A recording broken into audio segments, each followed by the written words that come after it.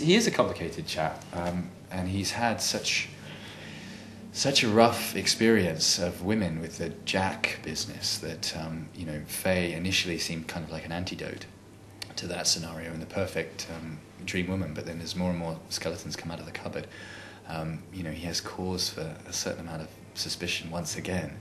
So he's torn. At the beginning of this episode, he's convinced that she's ripped him off and left the country, and possibly even interfered with the medication of Jack at one point in the previous episode. So she's at this point, he's wrestling with his feelings for Faye on the one hand, and his suspicions that she might in fact be the Black Widow of his nightmares. So yeah, it's complicated, and he's complicated anyway, and no situation is easy for him.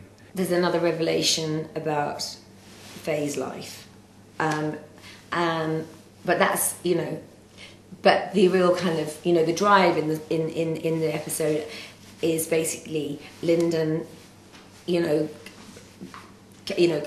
taking caring and going, and obviously Joseph being doubting, and so it's about their journey, and of course Joseph thinks it's another husband, another skeleton that's going to come out of the closet, and then they get to South Africa and they realise that Faye is actually a mother.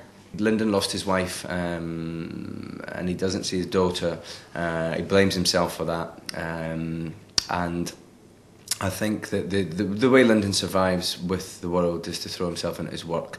I think he made a choice that he either kind of gave up on everything or he did everything he could to help others. And that kind of dedication and everything that he kind of does at work is really a form of escape for him. I think Lyndon would like nothing better than to get the end of his days. I think if he finds